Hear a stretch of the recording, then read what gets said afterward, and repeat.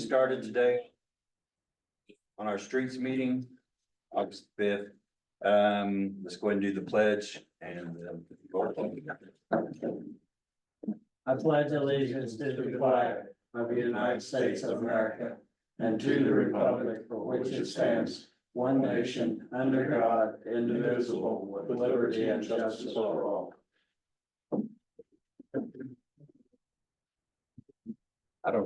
I think everybody's well, maybe not everybody's here, but I don't have the list of who's on the committee, so I can't do the roll call. You, I didn't bring my list, I didn't but bring we'll it. just Anyway, we'll just continue on. announce everyone's name who is here. Okay, so we'll start down there. Chuck, All right, Chuck Howe, liaison from council to this committee. Dale Blankenship, Laurie Willis. Kevin Ricketson. Mike Maloney. Okay, All right, so let's get started here. I think what we have first on the agenda is just a quick update on the current road work. Kurt? Okay. Well, the last 2 weeks, which I believe is since the last time we met, we've had 3 pretty significant rain events. First one, I believe, on the 16th, where we experienced a lot of infrastructure that was overwhelmed. Didn't handle the flows, particularly with culverts, a lot of sedimentation. To put in perspective, on the 16th, we started up El Camino Real cleaning culverts. Got as far as the wedding deck, started raining about 1 o'clock. The next day we went up there, silted in again. Okay. Some really significant rain events, the one on the 16th. One report was 1.5 inches in 20 minutes. I was on San Mateo, which seemed to be at the heart of the storm at the time. And for example, coming down San Mateo on the paved section halfway down, when all that area was repaved and new drainage work done a few years ago, halfway down, there's a 2-foot culvert. Don't have it confirmed yet, but it's potentially, there was designed for 100-year flood plan, and just that short stretch of grade going down to that 2-foot culvert. It was, as I drove down San Mateo, that big bar ditch on the left side was completely full and water was actually almost to the crown in the center of the road. It was a significant rain event, and consequently, it has plugged a lot of culverts on driveways. Some of them have been plugged for quite some time. Long story short, the last 2 weeks, we've been cleaning out culverts and doing repairs. This last week, one project we had to work on, it is an offshoot road, Quivera Drive and Quivera Circle, an area that had not had attention in many, many years. We had to address it because there were homes being impacted directly by the flows. And that's what we've been working on the last couple of weeks, is dealing with the damage from those floods. We're currently today cleaning out main drainage culverts just below Inbank, in between Winter Park Lane and the outlet of the culverts that go underneath the Inbank driveway. There was sedimentation in between the two, which was prohibiting full flow through those culverts. And last week's rain event got within a foot of the back door of Chisholm Realty. So we're cleaning that out. There's a tremendous amount of sedimentation being brought down through that creek. There's a lot of the creek is deepening, and subsequently the ends are caving off. New Mexico Bank and Trust. New Mexico Bank. Yes, I'm sorry. It's like they changed name. My wife does all her banking. I don't know. which one. It's like Inbank's right here. I'm sorry, guys. The names of all the banks have changed a few times since I've lived here. Anyway, that whole creek all the way up to the hotel at the resort is experiencing some significant erosion. After the event of the 16th, we had an exposed piece of 8-inch sewer line over by the library. Fortunately, we were able to get it covered and plated with some rocky material, and it has survived the last few rain events.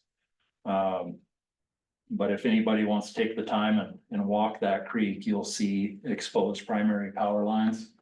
You'll see transformers teetering to the point they're about to fall in.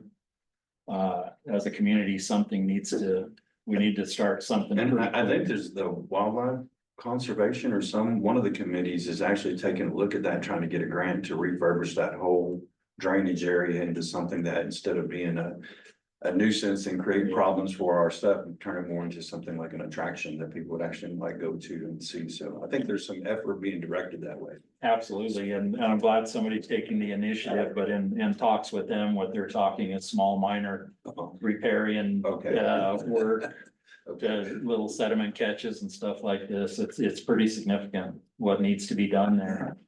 And I think getting a clear definition of who's responsible for it, is something I haven't found out yet. Is it village right away all the way through? Is it partially resort right away in between Mountain Spirits and the parking lot? We need to find that out in the short term. I would think some of that would have had to been settled when they started covering that drainage, if it was permanent draining, always there, if it was seasonal, those kind of questions, I think before they could. I would think something would have to be looked at along these lines before they could have covered all that up and done what they've done with it so far. Yeah, I'm sure there's some data on it, to know the history of it, it is essentially, that's not the natural path of the creek. That is at some point, was just a big dewatering ditch to dewater the whole thing, where the hotel currently sits, and that whole base area was a bog, as I was told, you couldn't even ride a horse across it before the ski area was built. So anyway, we know in the past things were able to be done in a manner that there's no way we can do them now. But in doing so, as opposed to a meandering creek where sediment can be controlled, it is a straight shot. And when we get a significant rain event, and really in the last 6 years, we've seen the intensity of rains. Those big gully washer storms, I've got to say, I just don't recall that happening before. And there's just a lot of factors. We've had some exceptional rain events that to build the infrastructure to handle it would be an extreme undertaking. Hope would be that maybe the weather stabilizes more. But anyway, that's been a lot of our focus lately with streets. Okay. And in the water and sewer department, we had a sewer main collapse just below Vale Avenue. Same thing happened last year. The cause for this was directly underneath the sewer pipe is the storm drain that goes under Vale Avenue. And how this is set up, there's two pipes. One comes across to a manhole, which was part of the original storm drain system prior to Vale Avenue being rebuilt. That 48-inch pipe continues through that manhole and into a vault that's there on the blue parking lot. Vault maybe half the size of this room where all pipes converge. In between the vault and that manhole was a span of just under 20 feet, and the pipe under it was collapsed. So it was dug up and repaired last year, and this year, the first big rain event we got, blew the lid off of the manhole, collapsed the ground right there, and collapsed the pipe again. So the pipe was 15 feet deep, and the 4-foot storm drain was had about a foot of separation about 2 feet of separation in between the sewer line and the top of the storm drain pipe. So this time we dug the collapsed storm drain pipe up and put a new piece in there and repaired the line, and it's handled 2 events since. Sounds good. Yeah, I'd really personally like to commend you guys on the road that you've been doing. Some of these roads you drive on where you've rebuilt them and stuff on them, they're very nice. But I do want to, highlight what you're saying here about the rains and all that kind of stuff. That, I mean, it's all a process.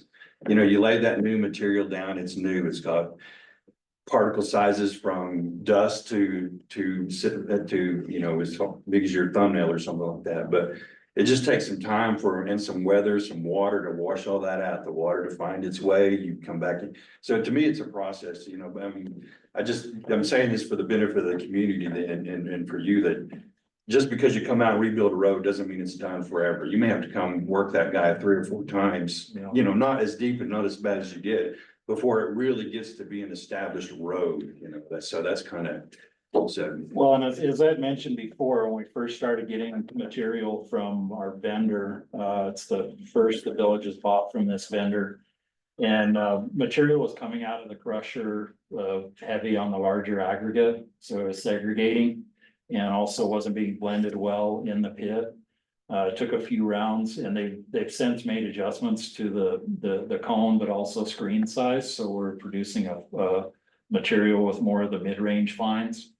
And it's really, the material we're getting now is superior to what we were getting earlier in the summer. And Calle de los Indios was just recently done. If y'all want to take a ride through there, it still needs some edge work and a little refining, and we'll be watering and rolling it again, but I think you'll see the difference in that material. If you go to Calle de los Indios on the north entrance, if you come underneath the dam by the lake and continue straight through the 4-way, there's a short section that we did early in the year with the material that had more of the larger aggregate in it. It's holding together pretty good, but you can see the larger aggregate segregating and kind of surfacing a little bit, and then go up to Calle de los Indios, you can see the contrast in how much better the material is. that's nice. We have 4 projects that we've put out an RFP on. And we put that out in early July. The bid opening was on the 26th. We had 2 bids submitted, both were unresponsive. Basically, the bids weren't properly put together. So we've reinitiated that RFP. And it's posted on the website. Sorry, I don't have the schedule with me right now, but essentially, excuse me, we were hoping to start the work mid-August, where mid-August is when we're gonna have the next bid opening on it. Mhm. Okay, we have the material, the pricing agreement for the material in place. It's already the 4 areas that we're going to do is Sierra Blanca Trail up to Sierra Blanca Circle. I'm sorry, it goes from Santo Domingo to Sierra Blanca Circle. And Sierra Blanca Circle itself, very, almost no base course on it at all. There's bedrock showing up through it. And has been kind of a, dare I say, forgotten area for a while. The other 3 portions of the project are centered around the El Camino Real route up to Tank 9. So it's the bottom 3 miles of El Camino Real from the end of the pavement up to where Royal and El Camino split at the Valley of the Utes. The section of Royal from there past the turn to Panorama and over to where Royal Court turns into a real steep road. Then from there, we go from where Cheerful Way enters El Camino Real up above that, all the way up to what's known as Tank 9 Road, Starlight Overlook. So.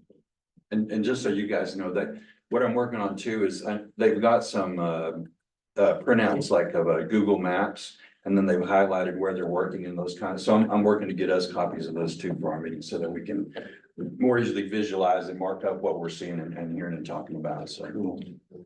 I guess one question I have is, have we decided on, like, I know a couple of years ago, they sent out letters for homeowners with the wrong slope, but I know you and I talked about it. I mean, are we addressing that with these over 20% slopes that are washing these roads out? We absolutely have to, and there's, you know, there's an impact on, from driveways on Armijo Drive. Right. That have a 3% slope on it, especially on these big rains. we need to address it. Now, we've had discussion about how two ways it was handled in the past. One, it was just, showing up with a show of authority. Going to get people to fix their driveways. And I know at one point they even, just took people's culverts out. I think we need to start off with, identifying each one of these places and sending people a letter saying that something needs to be done with your driveway. And I really truly believe, as I've mentioned before, that a lot of people, when they get that letter, they'll be willing to do so. They may not even realize how bad of an impact their driveway is having. A citizen up on Sierra Blanca Circle, for instance, Colin was talking about, you've got a really bad rough spot right before he gets to his driveway.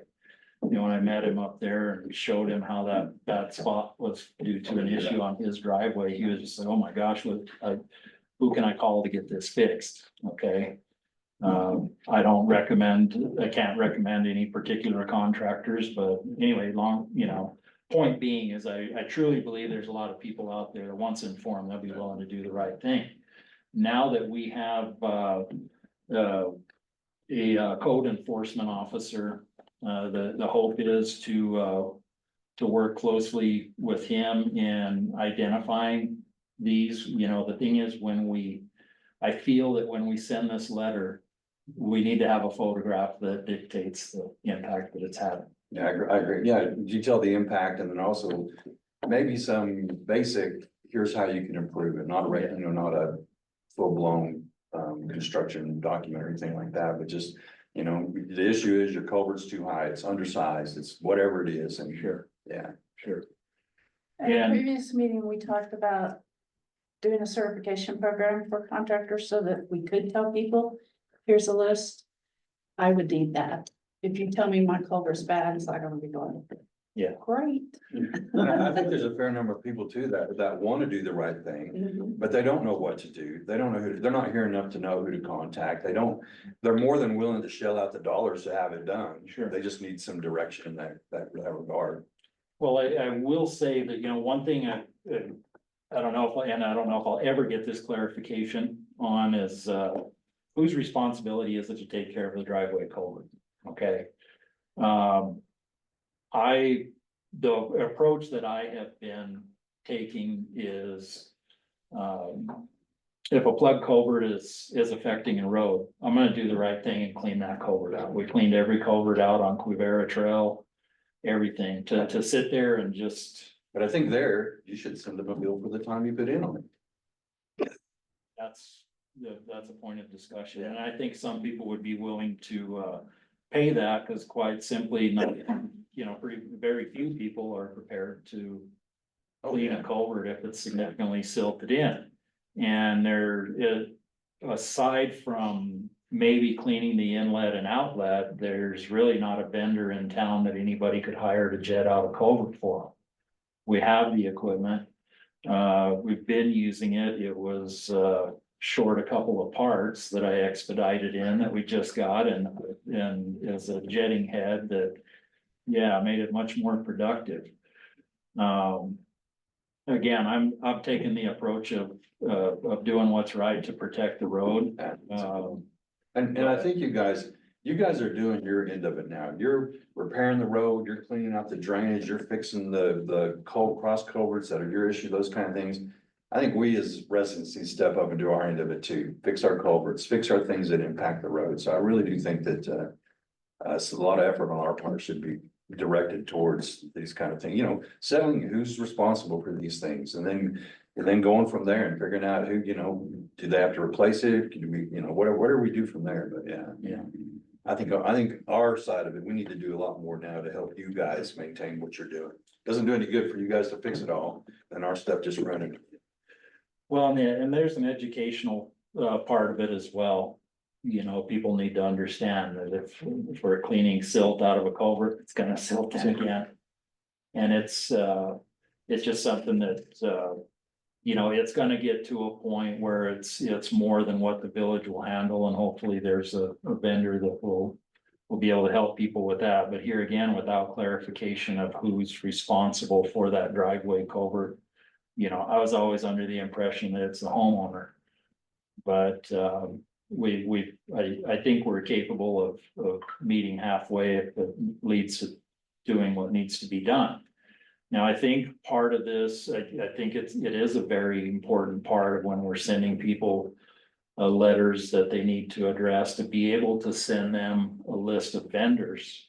So I think sooner than later, what I'd like to do is invite contractors to a meeting where we can, even though they all know what's on the encroachment permit and everything, but essentially have a meeting on and try to get everybody on the same page. And plain and simple, if you attend that meeting, then you're gonna be on a list that I don't wanna use the word certified by the village. So that word, Approved, recommended, something, but vetted, if you will. vetted, there you go. Yeah, to where, and I'd like to do the same thing with snow removal prior to the winter, have a meeting with snowplow contractors and say, hey, this is what we'd like for y'all to do. This is, how we're gonna approach things. And whoever attends that meeting, then they can be on that list of who, that we can provide to people. I don't, we've got some great contractors for snow and dirt up here. Any way we can help people, get in touch with them. And, Yeah, 'cause I think anybody that touches our roads, snow plowing, that kind of stuff, they need to be aware of what they're doing and the ramifications of not doing it right, what's gonna happen to Yeah. and stuff, so. And then, not just the person doing the snow plow, but also the person hiring. So if they hire somebody that's out there doing question practice, they know to go stop them or say, hey, don't do that or whatever, so. well, and a lot of it, everything is, education all across the board. I want to hear from snowplow vendors, for instance, what challenges they're encountering, if there's ways that we can help them. One discussion that will be had with them is, what happens if they drop their plow on a village road? And I think this was experienced in early December, where somebody dropped their plow and it created difficulty for other people, but also there needs to be an understanding for that person to get to where they need to work. The snow might be deep enough, they gotta drop their plow to get to where they're going. So I think there needs to be some give and take, plowing snow off of driveways and across the roadway. We don't like when that happens. Sometimes there's no other choice. But there's a difference between clearing the driveway and leaving the snow piled in the center of the road than pushing it to the other side. Or pushing the snow to the other side, there's a difference between pushing the snow to the other side and pushing the snow and 2 inches of road bed to the side. Yeah, one of the biggest issues we have with people, believe it or not, pushing snow out into the road is if they have a neighbor on the other side of the street and they push the snow out of their driveway to what we call the upstream side. And that's, generally our blades go the same direction that traffic does.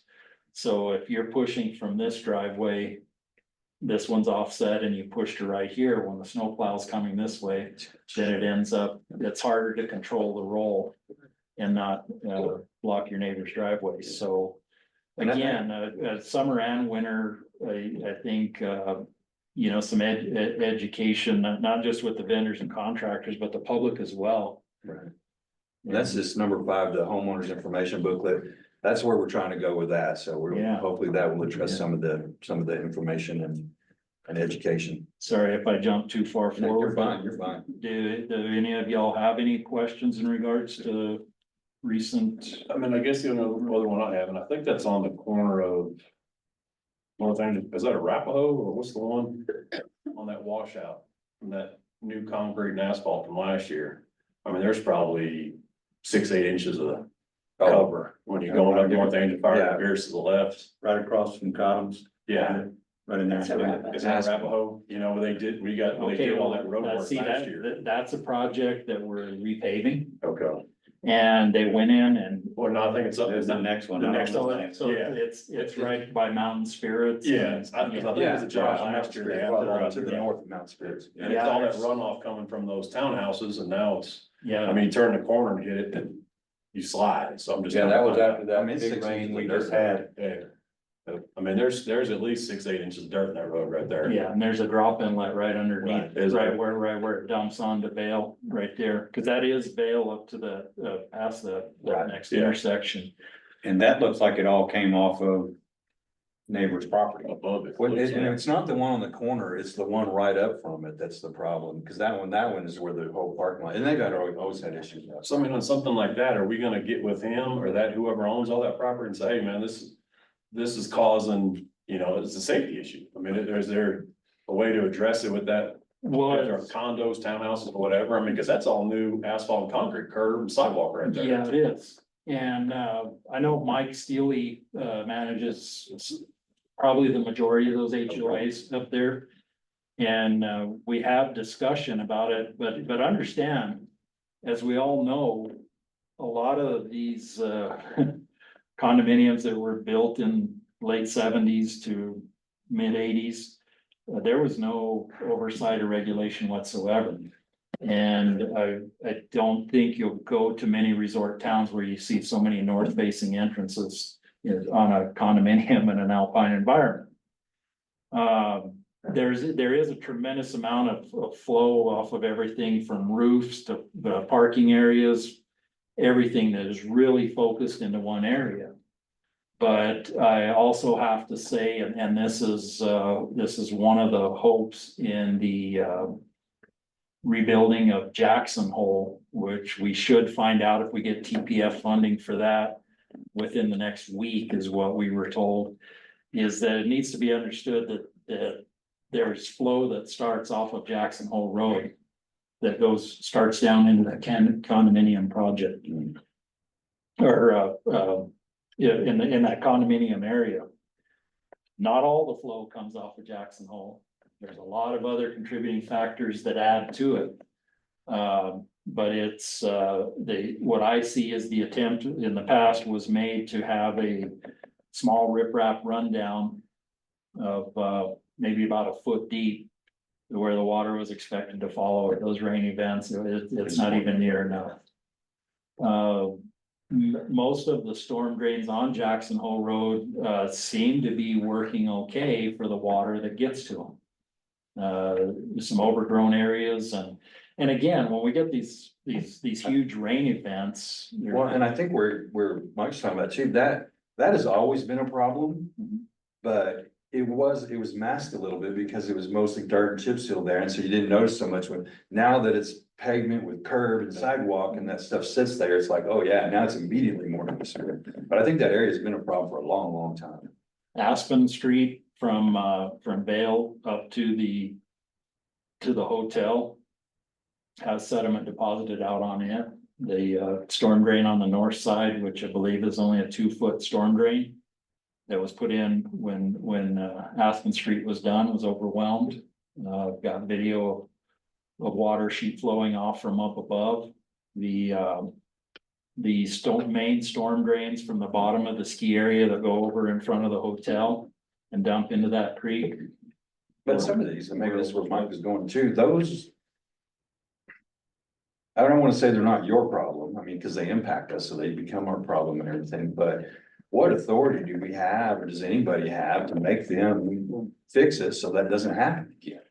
Well, first thing that needs to happen is we need to come together and show that there is a problem. And we say it's painfully obvious, but Something's going on. yeah, we need to get with the resort and see what their offsite drainage and erosion control situation is.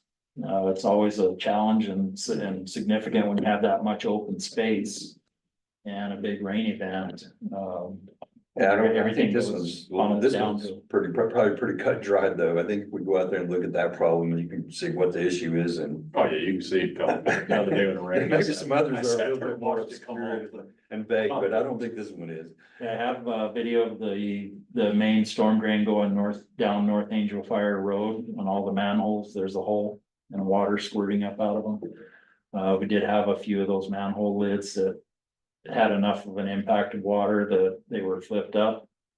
That's an indication that the flow on that main storm drain, the flow capacity of the pipe wasn't enough to handle flow.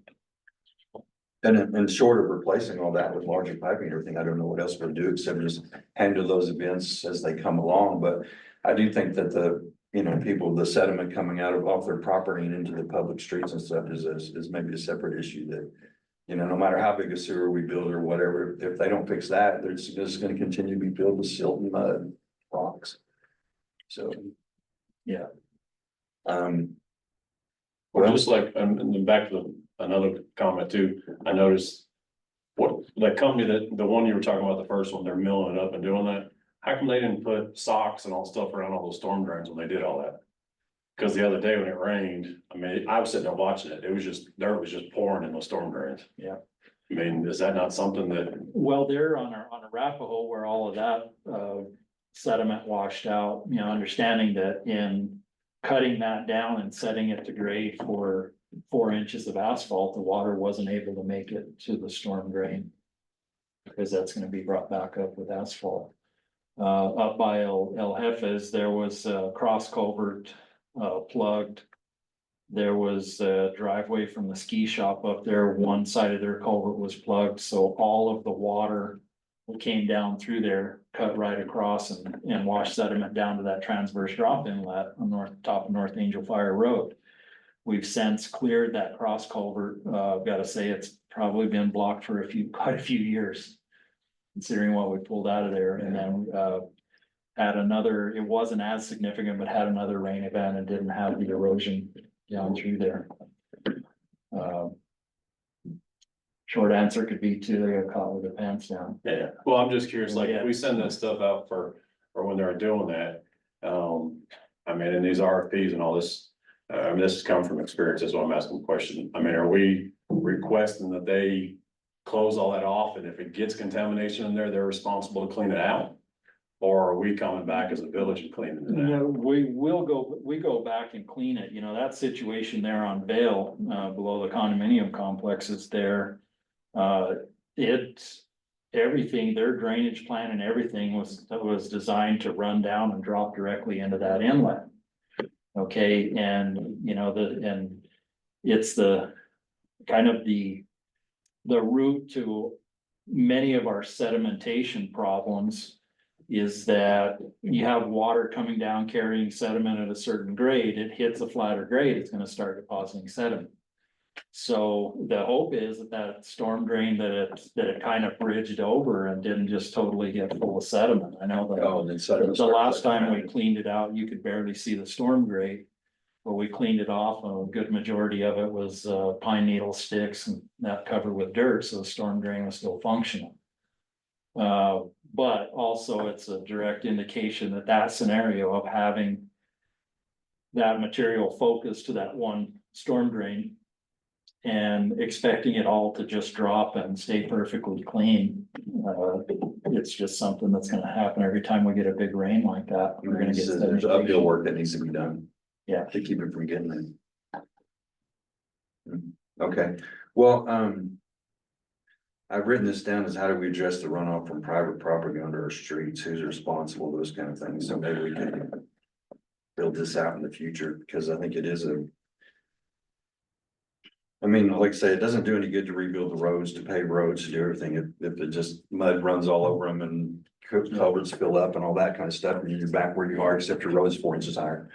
So, and I believe I'm stating the obvious, and everybody should understand that in the hopes to, put a list together of how we're going to approach roads and build a schedule of when we're gonna be on this road or that road whatsoever. All it takes is a couple rain events to really set that schedule back. Yeah. So something that in developing our database of roads that need repair. I think we want to be we should be, I guess, reluctant to put a real specific schedule together. Knowing that the schedule has More to of a remain priority. fluid. more of a priority. Yeah, list of prioritization, but if we start giving dates, to people when we're gonna be on the roads, as much as I'd like to. I'd really like to be able to, tell somebody, okay, August 15th, I'm gonna be working on your road. it's just not practical. I think most people would be happy with this quarter or end of this year or something like that. Absolutely. Yeah. Absolutely.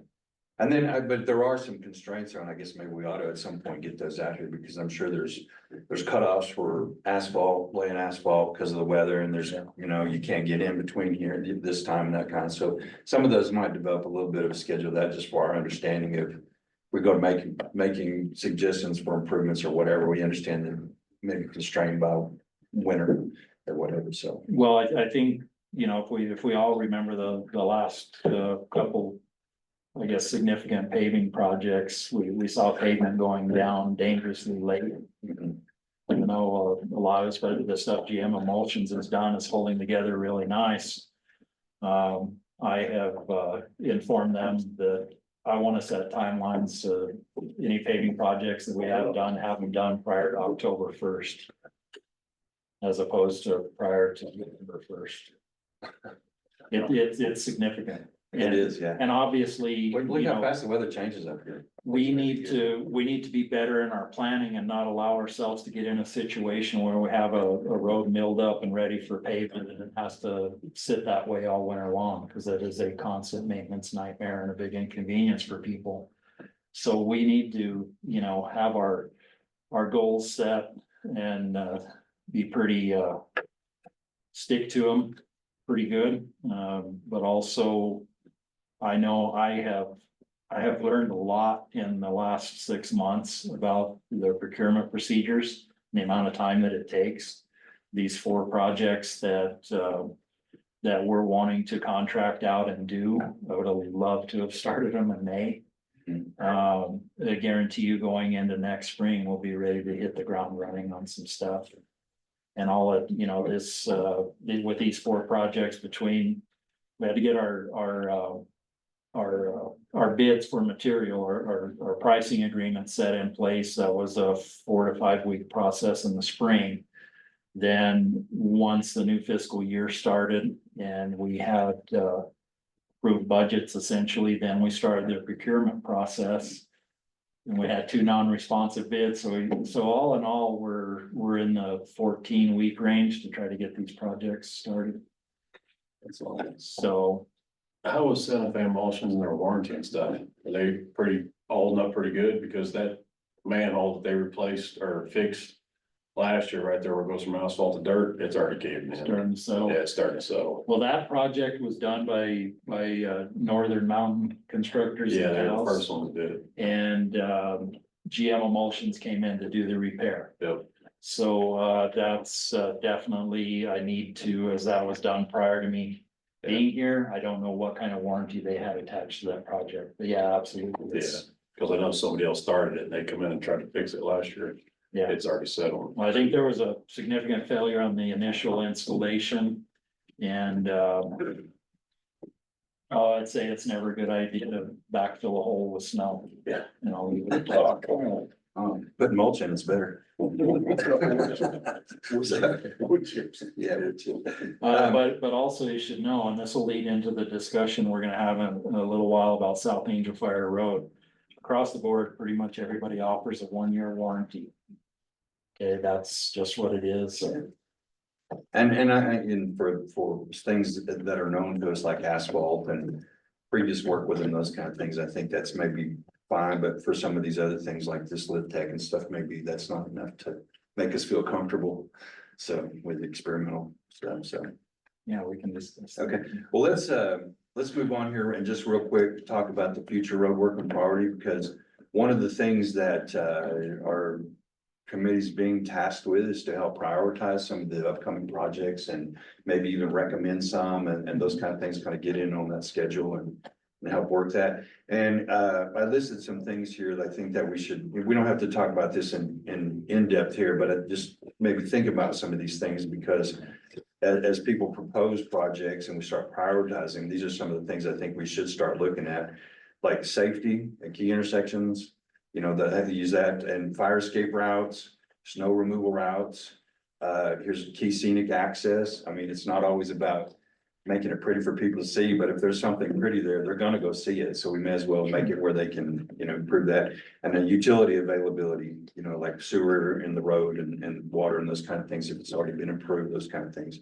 I think that I just wanted to put that out there, that we're gonna have to, they're gonna start tasking us with, prioritizing some of this work, or like I say, even going out to the community and finding out what people want or where they think the problem areas and those kind of things. So we just need to be thinking about things that are gonna guide us in our decisions, because I think right now they've been, I say this is my personal opinion, that, the squeaky wheel right now has been getting the attention on some of these projects, or whoever has the most, I don't know.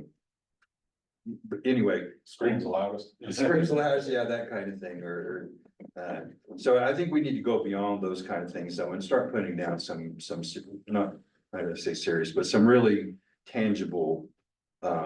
Things to look at when we're prioritizing these roads, not just.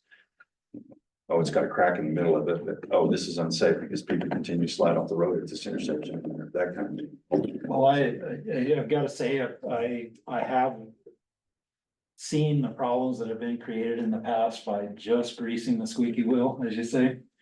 I am trying to do what, address things that are in the most immediate need. Right. But also understand that, most of the feedback we're gonna get from people is gonna be on the road that they drive every day. Okay, and I try and think I have a pretty good percentage rate of when somebody calls me, I'll go look at the situation. And if it's worse than what we're planning on working on the next day, then we're going to address it. But I want to keep in mind I don't want logistically to be bouncing from Oh, no, the top of this mountain to the top of this one. right, But I also don't want people to think, hey, it doesn't do any good for me to call and tell them that my road is bad. I want to hear those things. And, I like it when I have the ability to say, I'm very familiar with what you're talking about. I know exactly what you're seeing. And we're gonna try to address it. right. And I think some of this also feeds down into the number 6, the tool for tracking the road conditions, equipment, things we've done on those kind of stuff. So, to me, that's one of the inputs into that system here is the homeowners. Complaints, if you will, or their observations about what's going on their particular road, and they see it every day, so. I think that getting those into this tool and then, like say, evaluate them against what you see and what I think is gonna be helpful in guiding us on which one of these.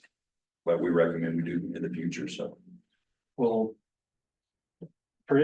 every single road that we have up here needs work done. Oh, yeah, definitely. Every single one. That's a matter of priority. Some are definitely worse than others. Again, our approach in the spring was, we literally, we still have one of our roads that's, I'll call it primitive now. It's almost unusable. It's hard to believe it's a village road. It's a short section, but, Yeah. we had some pretty significant, issues this spring, and it was a real battle through the winter, trying to plow through those primitive areas with rocks sticking up this high. Anyway, I've got plenty of war stories to tell y'all Yeah. anytime you want to hear them. But, the thing is, I also don't want to give the public the perception that I'm just not going to listen to what anybody says Right. whatsoever. I will say, and I'm just like anybody else, I'll respond way better to, proper constructive criticism and conversation. Than I will, and the thing is, I understand people's frustration, I really, really do. But, dare I say, there's a right way to get things done and another way that doesn't work so well. Now, I don't shy away from an issue just because somebody wasn't nice to me on the phone. My feelings don't get hurt very easy. But also, I will say and have said since I took this position, I'm always open for conversation. Anybody can call me, we can set up a time, we can visit. If we want to look at something together, we can do that. I just need to be able to manage my time and schedule those things. Right. And then bear with us too. You have much more knowledge and information than some of us do about roads. We may come to you with simple questions or whatever, but just bear with us. Well, and I think some of you have great knowledge and great understanding. I know, and even the ability to build road.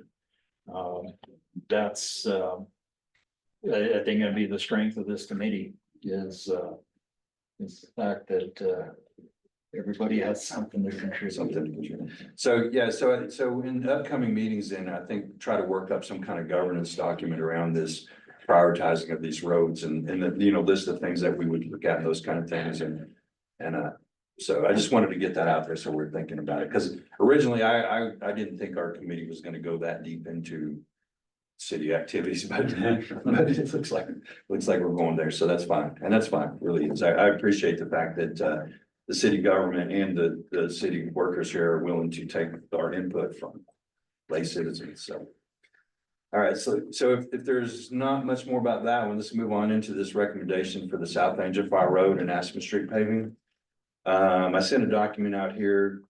I hopefully most of my information was correct there, but basically they're gonna pave South Angel Fire from 434 all the way over to North Angel Fire in front of the library. And then the street that right past the library going to the south, Aspen, it's a short little run there along the two parking lots. They want to pave that one too, to tie all that in and while they have the equipment on site here too, the asphalt paving and all that kind of stuff to capture the savings there.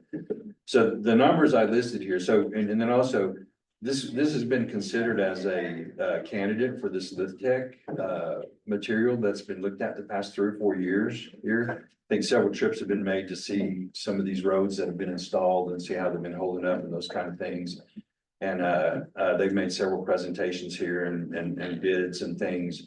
One of the things I think that was attractive about it at the beginning was that it appeared that it might help make paving or improving some of these roads a lot cheaper. Therefore, we could do more road for the same amount of money. Some of the recent estimates may not reflect that.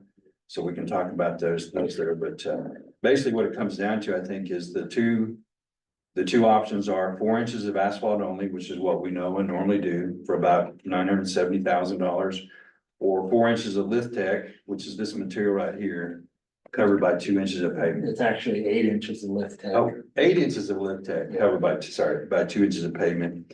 Asphalt, and that comes up to about $990,000. So basically the same cost for either way. It's just a matter of how do we feel about using this material versus what we know already. Is there any roads up here that's already on? No. No. Their hope was to do kind of a pilot project. The previous administration had identified 2 areas. It was gonna be South Angel Fire Road from 434 to Winter Park Lane. And then I drive it every day, but don't remember. I always call it the road below the dam at the lake. It's at Lakeview Park Drive. Yeah. Yeah, they were gonna do from 434 to the 4-way intersection. Just past Mr. Hill's house. But we thought, with the goal of trying to get, some remaining stuff in the core paved. Like that section of Aspen Street, we thought maybe. Why not just do all of South Angel Fire Road and tie Aspen Street in with it? It's more square yardage than what was proposed last fall. But that's what, led us to think about using it on that. So I think that, the hope was to put it to the test, because I think they've done a good job in presenting the product. And, I think, it has been presented all along as a much cheaper alternative. And it really isn't that much cheaper, but they do say it will provide a superior product. I mean, you see a lot of our roads with these utilities being exposed. Do we have 8 inches of sub-base room? Try that on those roads without tearing up culverts and. Well, on South Angel Fire, we do, and I was actually still working with the resort when they first did their first presentation, and that was one of the first questions I asked is that, one, because it's they get a sample and they have a specific formula for that material. So the question I asked is, what do you do? And I used lower part of El Camino Real as an example of, in a quarter mile, you have 6 different materials. He said, well, in that case, then you would import your treatable layer, have it all consistent and treated, and of course, that would make the cost go up. I will say that in meeting with them last week, we were looking at Country Club Drive. And had mentioned to them that we were gonna be doing these base course projects and Sierra Blanca.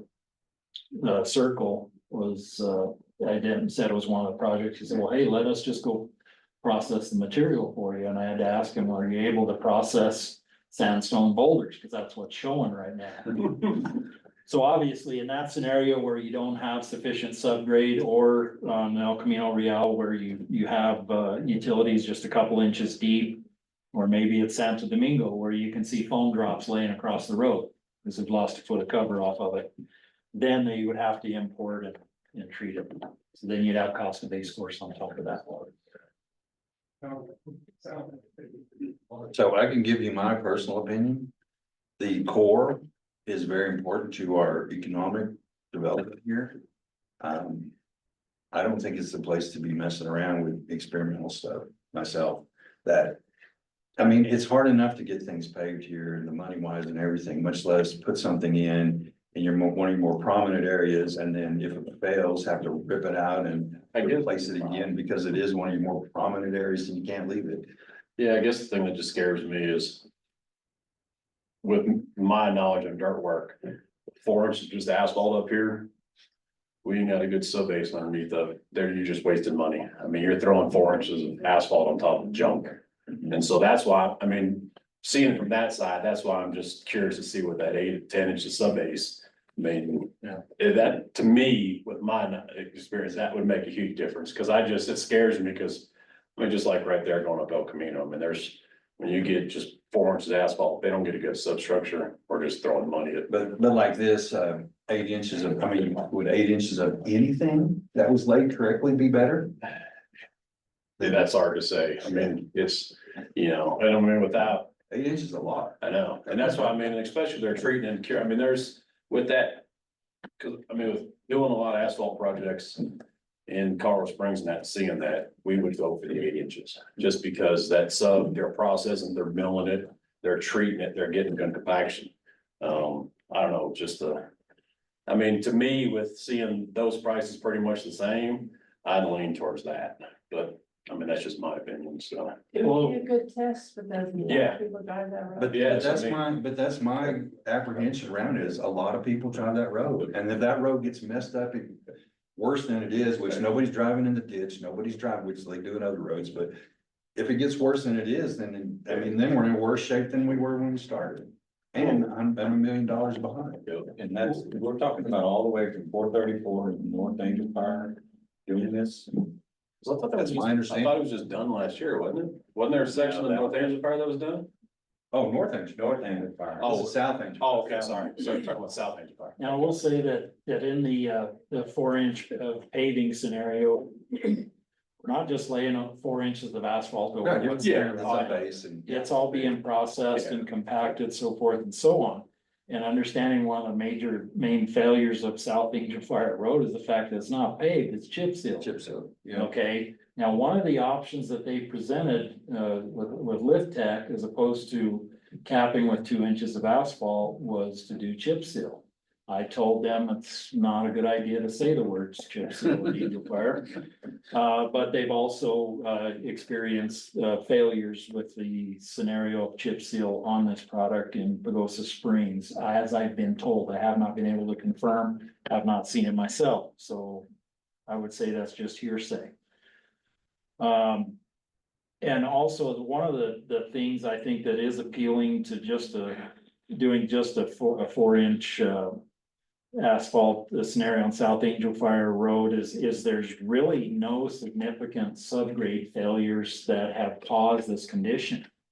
The shaded area where it's just one patch on top of another, it's a couple of factors. It's a shaded area and it's also a flat road with no crown on it and no bar ditch on the left side, so water sits there and obviously in the winter, it just doesn't move well, but yeah, it is chip seal. Okay, it's something that and they had a good answer, what happens when we've gotta cut into this stuff? Have an electrical fault or so, whatever. They said they have their formula, you can mix the material back up, put it in the hole, and it's just like patching asphalt. Well, patching asphalt doesn't work too well. And could it happen? Yes. The Country Club paving project that was just completed last fall, got a fresh hole cut in it for an electrical fault. Mammoth Mountain Road, within weeks after it was paved, a hole was cut in it that we had to contend with all winter. Okay, Why was that hole cut, by the way? a fault in the power line. We were scheduled to pave on CS Ranch Road and Valley Road project, the project we have up by the community center. We were slated to start paving there on Thursday. Wednesday, we found a freshly dug hole right in the middle of the tested subgrade prep for base course by Kit Carson. We'll be meeting with Luis Reyes at noon on Friday to discuss this new scenario. So, guys, you're 3 for 3 on the last 3 projects right now.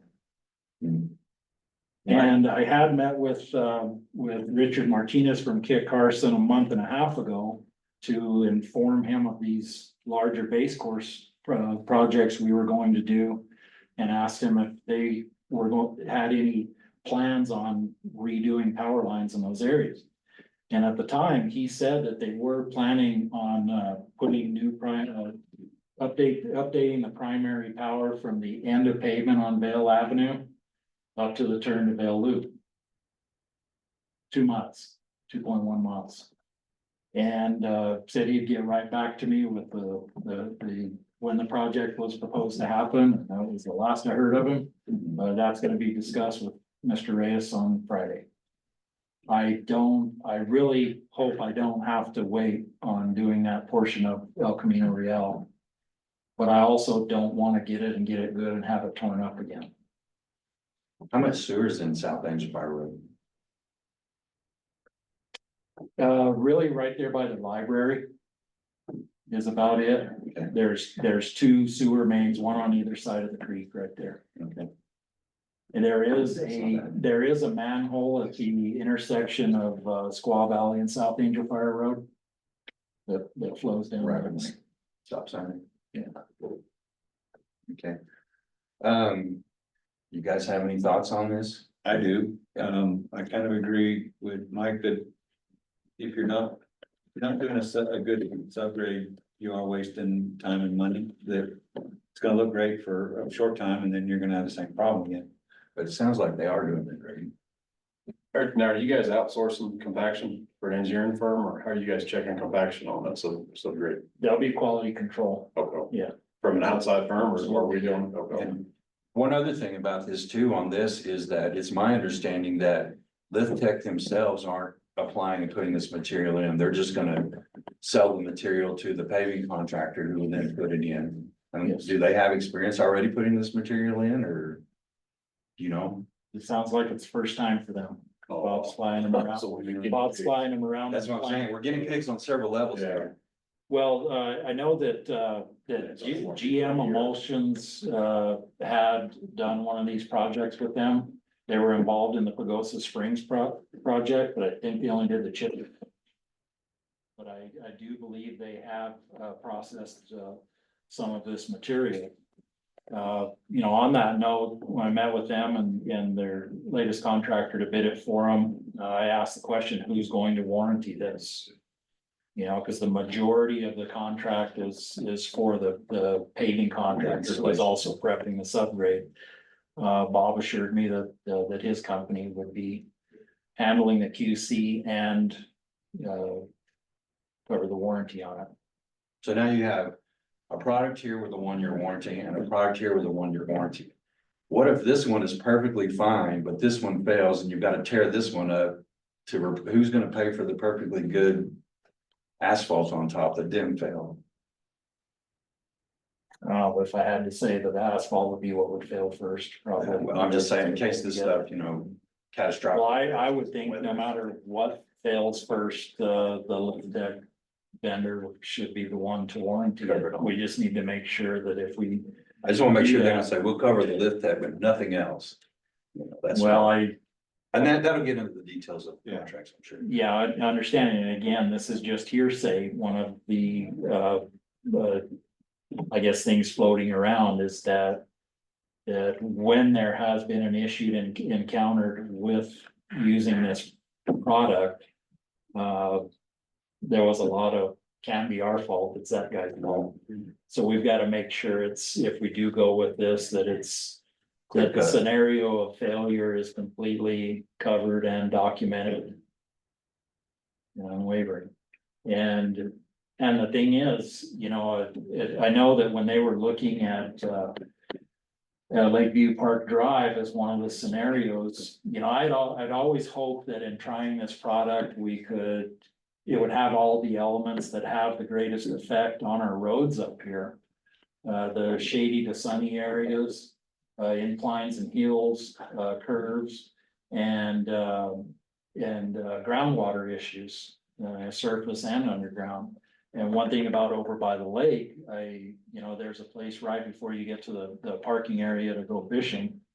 Where it's a spring, it's a bog, and it moves a lot, and they assured that 8 inches of this would hold 150,000 pound truck and it wouldn't bridge at all.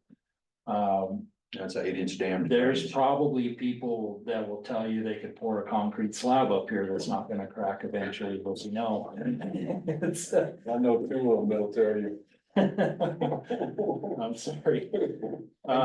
So yeah, it all, you know, and the questions that I've had again is, you know, if this has to be cut into. Is it gonna be back to its original state? Is there not gonna be a seam?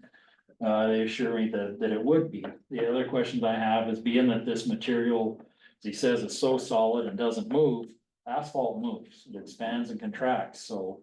What kind of separation of the seam are we gonna get? And we'll know that all it takes is one crack for moisture to get into.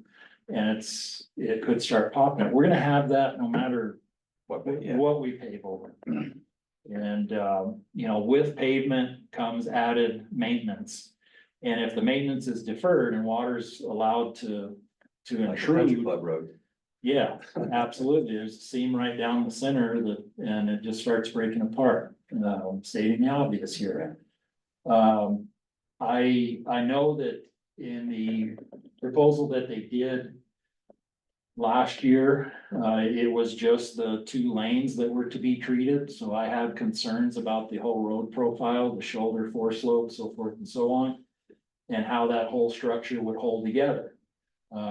Any of us who have been around the roads that are partially chip sealed and partially gravel know that the gravel or base course erodes down and then you end up with these transitions. So are we gonna have that at the end of where we have this treatment? Are we gonna have it on the edges?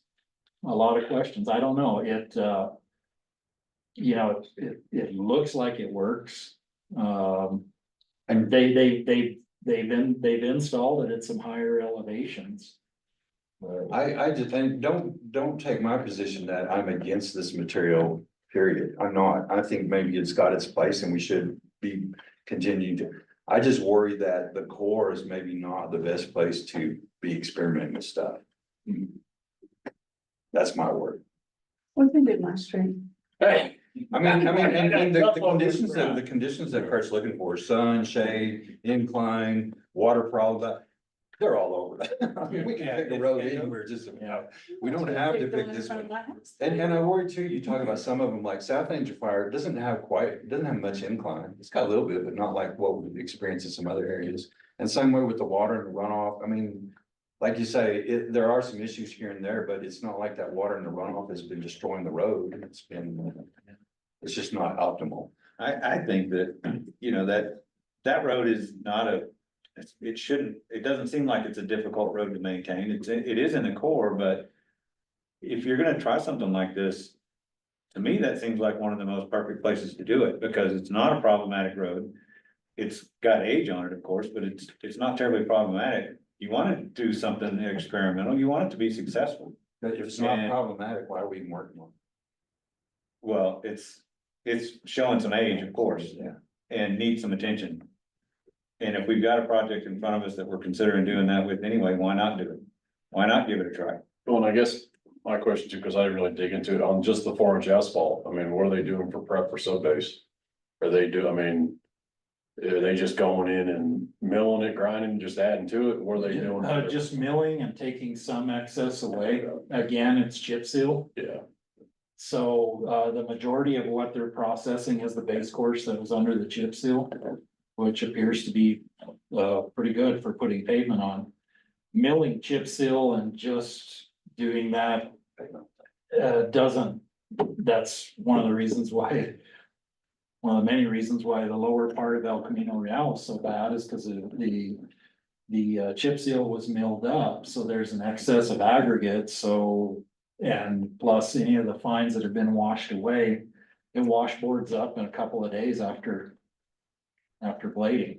And in other areas where the chip seal has been milled up and nothing else done, it's just doesn't hold together real well. I really do want, we have some areas that it's just absolutely ridiculous to have any chip seal on them at all, because it's completely unmaintainable. There's no benefit to the chip seal whatsoever.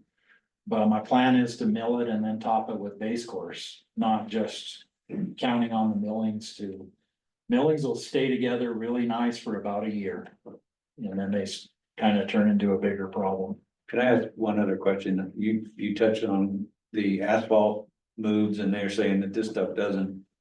Do they have any recommendations? As to whether you can just replace asphalt where it fails, but not have to replace this? Do they give you any indication that this base is gonna last longer, or Yes. when you have a failure? Exactly what they say if there's a failure on the asphalt, that this will still be intact. And so all you do is scrape the asphalt, put it back down and Yeah. carry on. So long-term should be easier to maintain. Cause you shouldn't have to touch the subgrade. Yes. I guess the only thing that concerns me on that is knowing the asphalt, I mean, 2 inches of asphalt ain't very much. I mean, and depending on what road we're on and where it's going, some of our dump trucks and our construction activities probably gonna tear up that 2 inches of asphalt pretty quick. Well, he said, and I believe it was one of the roads that people got to visit in Roswell. He said that they have a road that's treated that gets 100 loads a day, Really? real heavy trucks over it. They had a big rain event where it was submerged in water for a while. As soon as the water receded, they started driving on it, said they didn't have a problem with it. Here's a picture, maybe you'll see this well. This is one of the core samples I had that it fell out of my arm about 4 inches above the rocket signal. You can see it just shattered though. So I mean, it's brittle stuff, I guess, evidently, but Well, and I'm not here to sway y'all's opinion one way or the other, okay? I mean, I guess it'd just be nice to have some actual roads or something, I mean, not just hearsay, or I mean, actually. To be able to talk to some people and say, hey, okay, yeah, they had this in Pagosa Springs, when was it done, how's it holding up? I mean, not just the company saying, oh yeah, we've got this, you know, but I mean, I can sell you some property somewhere too, it's just, so it's, I mean, actually see some. Places that have snow and have our climates to understand more of a, I mean, cause that is a lot of money. So, But I do think your opinion is very important, Yeah. to me at least, because you and your guys are the one that's gonna have to live with keeping, you know, sure, if it doesn't work out, they're gonna get mad at us because we made a recommendation or whatever, but then you guys are the ones gonna have to live with the aftermath of it. So that's what I really want. Well, don't get me wrong, I'm not gonna make my decision based on what y'all say. Okay. I just want you to, but I really do want your feedback and your perspective.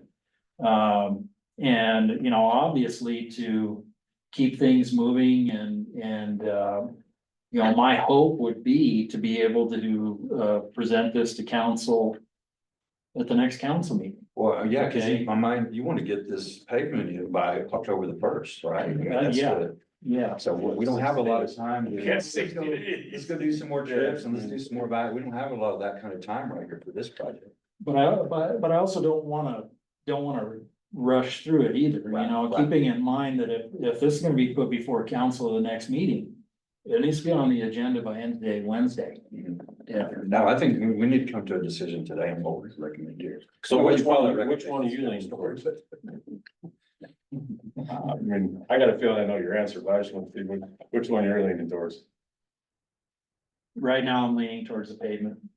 This is just Yeah, just straight pavement, and it has much to do with logistics and making sure we get something done before winter. If you're considering time, that may be the smart way to go. Yeah, Maybe Especially this, if this, you know, this, now you have two projects, one to install this, one to put the asphalt. right, You get a hitch in this, your asphalt's out there, probably. well, and maybe considering time, we pick a smaller project. That, again, I would say pick one that's gonna be successful. I wouldn't throw a lot of problems at something that's experimental. I would, I do like the lake road you were talking about, that road there, because it does get a lot of traffic and, you know, you have that hill right before the highway that's, to me, in my opinion, a safety problem anyway. We need to do something with that intersection anyway. I kind of like that one for so discussion. we can maybe look, well, you know, one of the other issues too, you know, we had initially had the, you know, if we were going to be doing the Lift Tech product, you know, they were on schedule to try to do it the first week of July. And the problem was their estimates for the work came in much higher this year. You know, the contractor that had bid the work for last fall came in at just under $1.2 million. The next bid they got was $1.7 million. They did get a bid from GM Emulsions. I want to say they were at 1.4. So, and there's been a couple of other contractors, I think one out of Towsville bid it at 1.3. And this contractor has said he can do it within, you know, the number range where we want it to be. The other concern is, in talking about timelines, and I told them if we do decide to go with this, we gotta go to the council. And we might be looking at early to mid-September starting this. That might be a scheduling conflict with this contractor. He's saying, well, ideally for us to do it, we'd like to do it sometime in the last 2 weeks of August. It might be hard to achieve that. Where with GM Emulsions, this first round, what I wanted to do, we identified some other paving projects that we wanted to do. The paving at CS Ranch and Valley Road is a small project. So got estimates for the section of Five Springs Road they've done, Arapahoe Road they've done. Also got an estimate for Jackson Hole. But decided to hold off on this first round and see if we get TPF funding for that. If we don't, then the hope would be when they come back for their second round of paving and sometime in September. Then we can do Jackson Hole at that time, at least get some pavement down on it. And you're talking Jackson Hole from Five Springs down that hill to, To the new pavement. To the new on pavement. Mammoth Mountain Road. that might be a good place to try this stuff too. But part of the project with the TPF funding addresses all the drainage in that area as well. So That's a big problem. I would, even though we have the money and council approval to do that road, it'd be irresponsible of me to pave that if we got the grant funding to start on it in the spring. Right. Well, obviously, if we don't, there's some stuff if we don't end up paving Jackson Hole Road, there's some stuff I need to do this fall to help it try to get through the winter. But also, and with that, they're going to be paving the upper parking lot at the community center. And the road from the end of the CS Ranch Valley Road project up to the upper parking lot. So the hope was to get these other projects in alignment where we can negotiate down on mobilization costs. Because each individual bid has its own mobilization. This is something that GM is willing to do with us. I'm leaving the numbers in as is for a contingency. So far, we haven't really had anything come up, which is good, but we'll be getting. And with that said, you know, on the 4-inch paving scenario, it is split into 2 bids with Aspen Street and South Danger Fire Road. So there's 2 mobilizations and they'll be set up for one. So we'll be able to negotiate down a little further on the price. Take a mobilization off. But and then if it ends up, we don't get the TPF funding for Jackson Hole Road, then we would tie that in with the South Angel Fire Road. But anyway, getting back to what I said, the contractors I met with last week that were looking at this, it sounds like they're scheduled in September.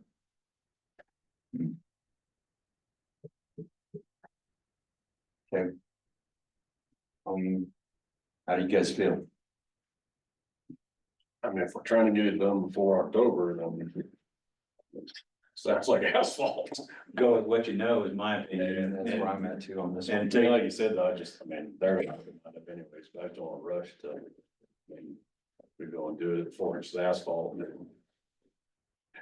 We're back at it a year from now and it's, That's business as usual. yeah, I I mean, mean, that's how. yeah, well, that's what I mean, I'm just, yeah, I know. I mean, that part doesn't concern me that much because we know how to fix asphalt. We know how to limp it through to wherever. This stuff, I'm just unsure in that quarry if we have a problem with it.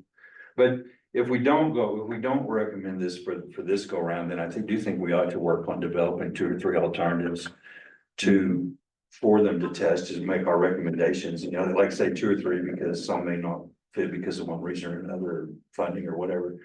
And then, you know, hit it hard in the spring, maybe on this stuff, get it in early, get it where we got whole summer's worth of rain and wear and everything on it before we hit winter again.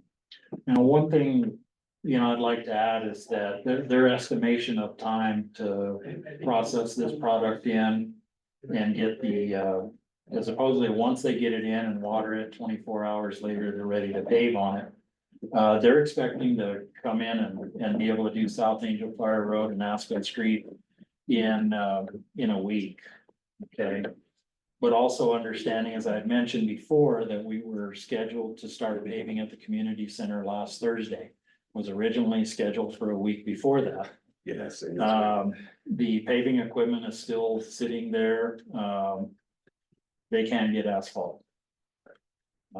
Northern Mountain and Taos is the closest option, and they're not batching for them right now.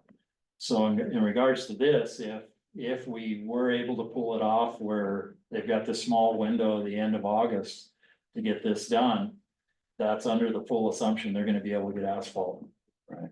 And if they don't, then that's just sitting there all winter long, which is another test, but that could be a good test. Well, and they say it'll last up to that. It's It'll warranted for a experience year. a little abrasion, but yeah, you know, and at first, when the product was presented, it was presented as, we can take this and treat your base course and make it better than pavement. Right. And then that kind of turned into, well, you really ought to either put chip seal or pavement over the top of it. And then into, well, you really ought to import consistent base material instead of what you have. Yeah. Yeah, so not unusual, not unusual. I mean, so even if you go with the 4 inch asphalt, and they're talking about September, man, what's our odds of, I mean, realistically, what's the odds of even getting these done this year? Better with GM emulsions because they have projects in Eagle Nest and Red River, so they're in the area. And in fact, the hope was to do our paving projects, then they're gonna go to Eagle Nest. And then after that would be coming back if we had South Angel Fire Road. You know, to tie those in, so they. You know, and of course, if, you know, if that supply issue is bumped by a week, it bumps everything by a week. Set the goal for October 1st. But like I said, I don't want it to be December 1st, You got some wiggle room there, but yeah. but just a little bit. All right, well, I don't do.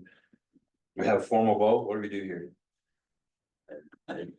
We can just put our opinion, because he pretty much made up the 4 inch asphalt, so. But it's good to have the discussion. Yeah, oh, yeah, no. Get this out here, we that's start fine. talking about it, then, you know, maybe. I just think, like you said, we gotta find somewhere to try that Yeah. before we start. I mean, with this time crunch, I can just, and you know, Kurt, being construction, if we did say, yeah, let's do that, and then they got it ready, then we'd be sitting all winter long with no asphalt on it. Because it's. Or it only halfway installed. Yeah, and then we're stuck with, Yeah. well, So here's another question though, so what about? Is it feasible to do South Angel Fire the way you know, all what you've been doing, and then just do Aspen Street with this? Or is that even worth doing? Is that too big a can of worms? Have you seen Aspen Street? It's just, Yeah. it's flat, Straight. straight. I just don't know if we get. Doesn't even get a lot of use, that's the. Yeah, I mean, I just don't know if it'd be a good test. Yeah. You know, Well, see, I think I the hate hope, to, the I did hope put it in was, someplace benign and then we say, oh, that's great, and then we put it someplace where it's much more rugged and it fails. That's true. yeah, I think for this company to mobilize everything in to do a short section of road. I don't know, I can ask them for sure. But I thought they think, were I just think the supplying the hope, material though, right? what's that? They're just supplying the material, right? And then the asphalt contractor's gonna install it. Yeah. Okay. Yeah. So if it was Jim Emulsion, they would do it, Yeah, and they would just supply the material to them. yeah, And if we were just gonna do one section of that, I think probably from where South Engine Fire meets 434 and coming back off there about a quarter mile would be probably a better test than Aspen, but. I think, I wouldn't wanna mix the two there either, though. well, I think they have a minimum that they wanna do, and we wanted to, identify something that was, if not equal to what they had proposed for last fall, or well, it would be greater. Because there is, I did hear mention that, they have, to mobilize in for a project, they want the project to require, I wanna say he said 176 tons of, no, yeah, 176 tons of this material. I get it. That if it's less or a partial order, logistically, essentially, if less material could cost the same. Right, because they're gonna make the whole batch, even if you take a little bit of it, you gotta pay for the whole thing, even if they throw away the majority. That's Yeah. kind of, I think how I understood it, yeah. Where's it coming from? I mean, are they gonna ship it in, obviously, and then store it somewhere here, or are they, Yeah. for that many tons, it's not like they're bringing it truck by truck every day. Yeah, it comes in, those big, Square the big box. bags, yeah. Yeah. Well, I vote 4 inches of asphalt. I vote go with what we know for here. For now, Yeah. I And would, then, I would vote that and add to it, let's consider something in the spring. well, yeah, Let's- definitely. Let's take time and really look this through and, Like I say, we need to get like 3 alternatives. right, So that, yeah, and give you time to get comfortable with it. And let's find one that really is gonna get worked. And you never know, we may do this project next spring and you love it and Why? they become a strong well, vendor. and then when the asphalt wears out in the core, we'll replace it with this in 7 years or whatever. I don't Yeah. know, I don't know what lifespan asphalt is, 10 years.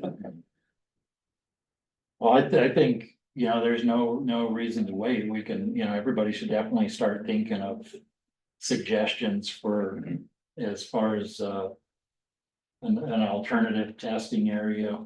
I personally would like to see something that experiences a lot of truck traffic. Cement trucks, Yeah. dirt trucks, whatever. That's what I'd like to see is a road that takes that all the time. Well, El Camino Real, Yeah. Valle Grande gets a ton of traffic. Would consider Via Grande. It is a main thoroughfare. It's not so much on, steep grades, but it's got a lot of sunshade transition. It is a very heavily used road. Yeah, I think it's what needs something like that. Now, I had thought on another road that would definitely basically to put Bob Sherwin on the spot. I said, okay, if you really want to stand behind this project, let's try Country Club Drive. It's got hills, shade, curves, everything. I think we'll get some numbers. We'll back off from that and yeah, I mean, it would be a good test and if it failed, we'd say, well, Bob, you failed. But the thing is, it'd be a failure for us as well. That's right. It would be. Well, my 2 cents worth on Country Club is, it's in need of attention, but I don't think it's in need of attention as badly as some other core roads around here. That's. I think it needs attention. I don't know if it needs repaving. Right. But like I say, my standard is if they're driving in the ditch, I'll pay a bit more attention to it because that's what people are doing in areas. Oh, yeah. So those areas are fixed. I'm not too concerned about pavement personally. So, okay, I think we're in agreement here that our recommendation would be to just go with the 4 inches of asphalt. And then we'll work to identify some roads and, you know, like I say, you have got some ideas already on that too and stuff and maybe go. What is, well, we'll get that information later on, just a tonnage. I just was curious on what that translated into, how long of a road. We'll get that later on. Yeah, and I think we, you know, if we wanna find something comparable in size, you know, we need to look in terms of square yardage. You know, again, what they did last year, there were, from the estimates last fall, I did find some problems in it. They had Lakeview Park Drive is 2,300 feet, which it is. The section of South Angel Fire Road that they were going to pave up to Winter Park Lane, they had listed as 2,300 feet, when in reality it was 1,700. But That's a big difference. one thing that we did, even though this is combined 3,900 lineal feet of road with these two projects, I did want the 36 feet of the road profile treated. So it would be the shoulders Oh, and everything yeah. full Edge to complete, edge. and then the pavement on top of it with as opposed to, you know, a 24-foot wide strip of pavement, it would be the two 12-foot lanes plus 3 feet on either side for shoulder. So this, even though it was 3,900 feet in length, was actually more square yardage than what they had proposed before. And also in their pricing before, in using CES pricing, which is pretty much standard with everybody, the CES price for asphalt is $15 per square yard per inch. And in their estimate last year, even though it was stated that they would be putting 2 inches of asphalt down, their per square yard price for asphalt was $15. So they essentially priced an inch, you know, somebody missed something there. Okay. Anyway, that I'm sure would have been adjusted with the change order, which none of us like change orders. Okay. All right, I think, let's move on then. If there are no more questions and more discussion about this. So, the update on the homeowners information booklet, I haven't done much else with, other than the draft that I put out there. I'm ready to drop it into Publisher or some software like that, start building it out into a booklet. Really where I'm at in an impasse is the diagrams and the pictures. I can't take good pictures and even I feel like most of the time you go out and you take a picture of a problem road and people don't even know what they're looking at. I feel like more like diagrams where you've got an example and you've drawn and you can identify things that are more appropriate. So I just need to find somebody who can draw, I guess. So maybe go out and Fiverr or something, but that's where I'm, I don't know, I haven't done much else on it than with the draft I originally sent out, so. Well, just a thought, and I can reach out to them and see if this is something they might be able to help us on, but I contacted our. And actually initiated this, even though we still don't have it done yet, initiated this after. Easter weekend, when we had a water main failure. So contacted our on-call engineering service for us to help us put together a presentation explaining to the public how our water system works. And we're almost there. They want to be able to essentially identify pressure zones so people know which tank they're getting water from. Right. A lot of people don't even know that. And understanding how the system works and so forth and so on. And wondering if we get to a point on getting information out to the public where we feel that our on-call engineering services might be able to help us put something together. What's her name? Dennis Engineering. Okay. I'll be seeing the president of the company here soon and can ask him, tell him what y'all are hoping to achieve and see. And of course, you know, engineers don't do anything for free. Pretty sure. So we wouldn't expect anybody to, because we'd, you know, I don't think you get a good product on anything that's free. But something to consider. Okay. All right, and then the next one here, update on the developing tool for the tracking road condition equipment. Dale, you want to talk a little bit about your Yeah, so after approaches? the last meeting, I've just been mulling it, is really all I've done, nothing formal, but, I have the ability to create a tool if you want it, and we'll use it. That can be as simple or as complicated as you would like. That would basically help you track every road here, every piece of equipment that you have, every thing that you have to touch or consider as far as physically working on or with. Have the ability to track materials if you want, not necessarily how many on hand, but types, as in. You're doing the Five Springs Road, if you need to track what kind of materials you used on that or how much, things like that. I can do all of that. I can custom build it if you want it. That takes a little time, of course. The program that I use is called FileMaker, and I've done it in my previous job. I did it. I was a director of facilities for 130,000 square feet of buildings, 21 acres of land, sports fields, basketball pavilions, all of that. And it works really well, and it's bulletproof.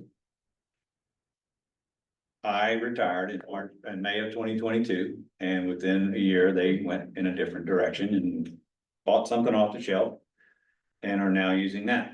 And I don't want to put that much effort into something if A, it's not going to be used, and B,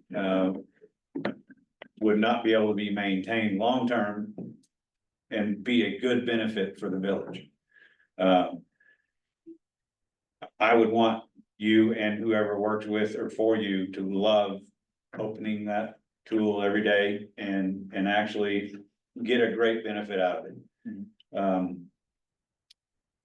We can go custom, or we can consider buying something off the shelf or subscribing to, there are tons of companies out there that do not necessarily custom, but fairly customizable programs that you can use. You basically pay an annual subscription to be able to access and use it. As long as you keep doing that, you just continue on. I'm willing to do either one. I'm willing to help research if you guys want to do that. If you want to at least look at doing the off-the-shelf programs, I'm willing to help you guys shop those vendors and come back with some recommendations.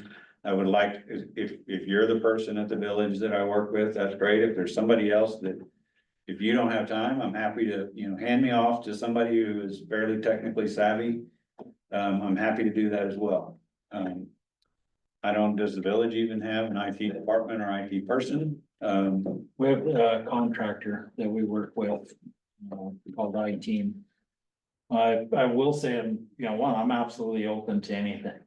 But this Are you discussion, currently using anything no, off this? Okay. no, and yeah, it's not that I haven't wanted to, it's just, we've been. Sure, yeah, I understand, yeah. And again, I'm not trying to add more work for you. No. If we do this, I want it to be helpful for you. Well, And I've had experience implementing a tracking system for wages and work and all that, and people hated it. And it was a nightmare because they hated it. They hated getting in there. They hated putting the information in. They just hated it.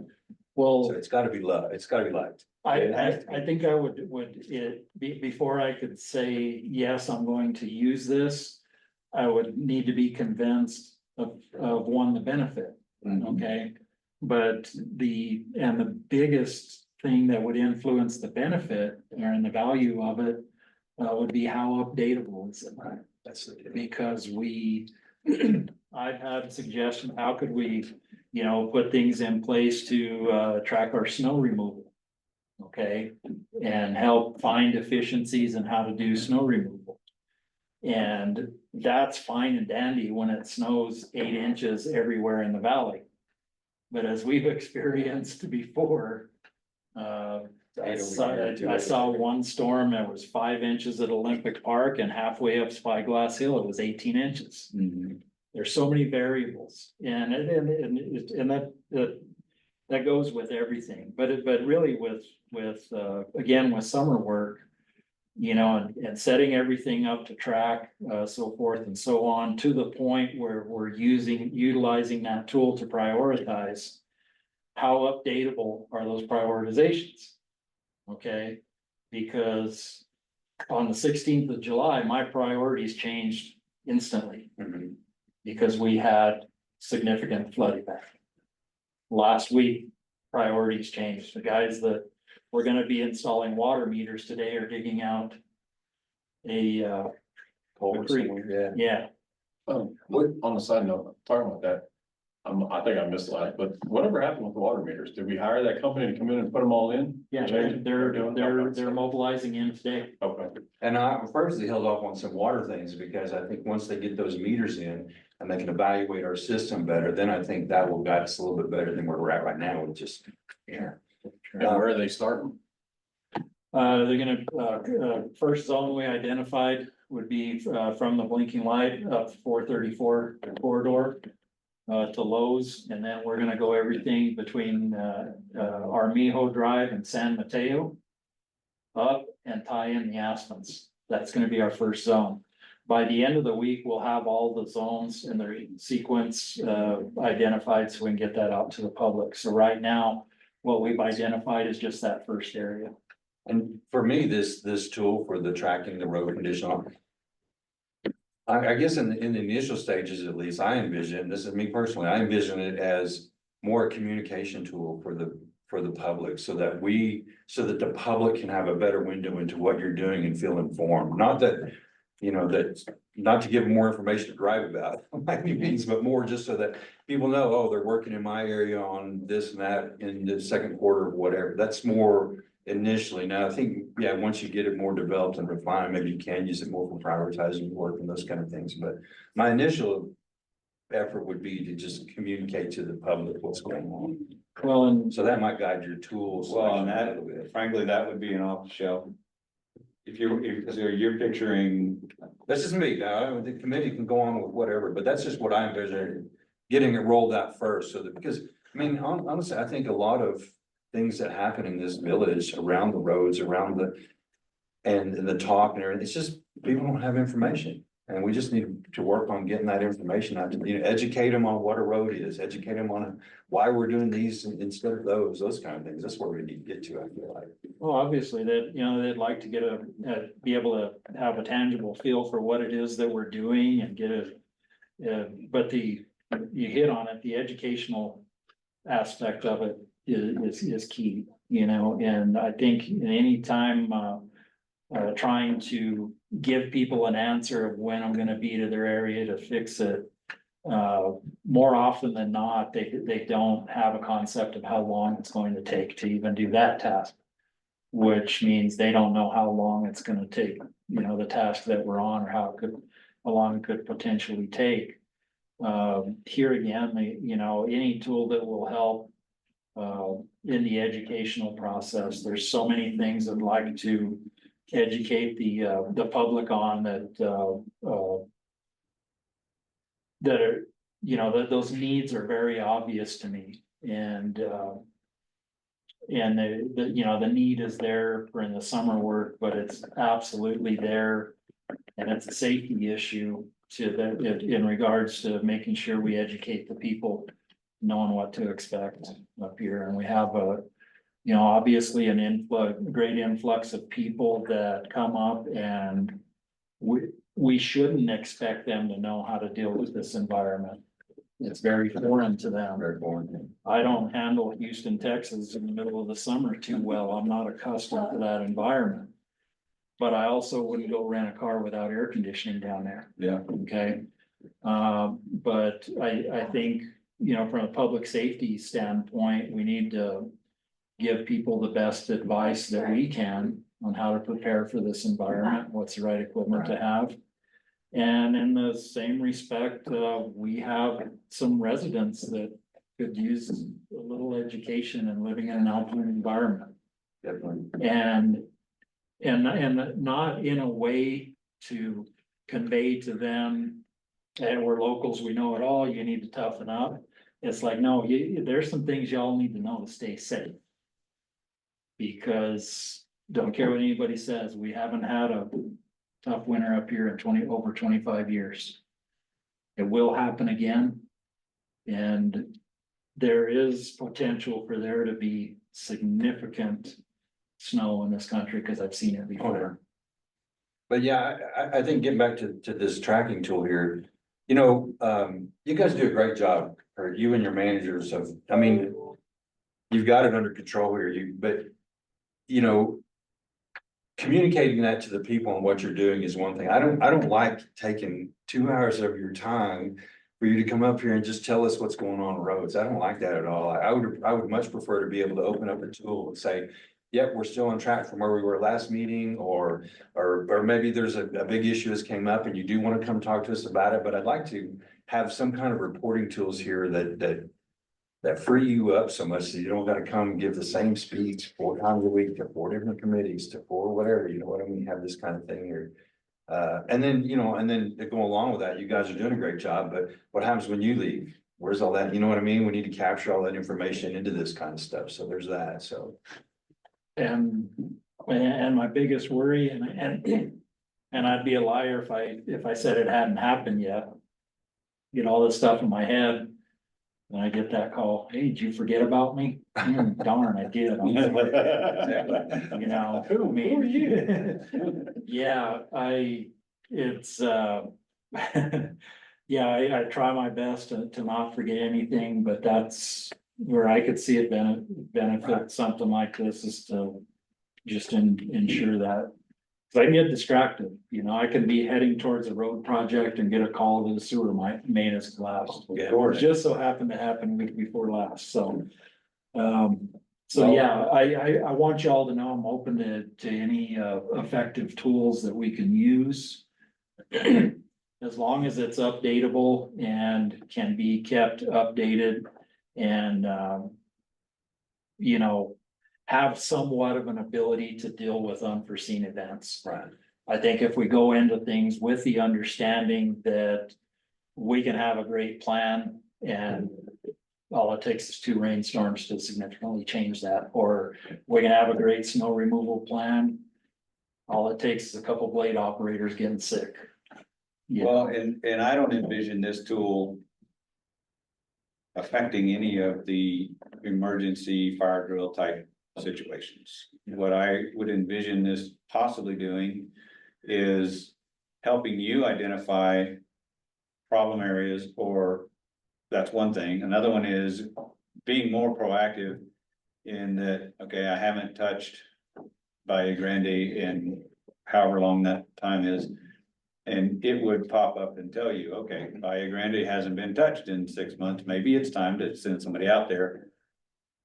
If it helps you do that, then it should eliminate phone calls, eliminate frustration with the village, or not the village, but the people. And that's where a tracking tool can help you. I hadn't really thought about, until you said, educating the community. You're gonna need an off the shelf. There are companies that are out there that when say you open up, and I'm just using Valle Grande just as an example, but you open up a work ticket, okay, Valle Grande needs to be graded. I'm gonna do that next Tuesday. Weather permitting, blah, blah, blah, so you started a work ticket, it's showing up, and as soon as you do the work, it populates a website that says Valle Grande just got done on August 12th. And it's expected to be done again on whatever day that is, February 1st, whatever, however long you need. All that is programmable. Service intervals are all programmable, but when you plug it in, and if you take the time and do that, then you're educating the public. Right. Just by doing your work is educating the public. Having a list of ongoing paving projects will educate the public.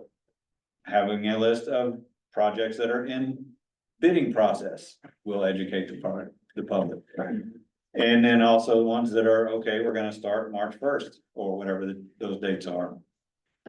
That can all be populated. All you gotta do is put a link on the village website that says, hey, you wanna know what's going on with our roads? Click here, and it'll take you over. That would be ideal to get to. So, well, as far as, utilizing a tool like that for in the decision-making process. You brought up a good point, even though you just use it as an example. having Via Grande, set up to where every 6 months you get on it. To be able to show it with this tool that a road like El Camino Real, ideally, what it would take right now to keep that road maintained and smooth. They gotta have a motor grader on it at least once a week, potentially twice a week. Okay, so then utilize that to, okay, in order to properly take care of this road and keep it smooth all the time, if we're gonna be there twice a week, that's all one guy's gonna be working on. Okay, so that's a good example of why I've identified that area as something that we need to get material on. Because we're not able to take care of it properly.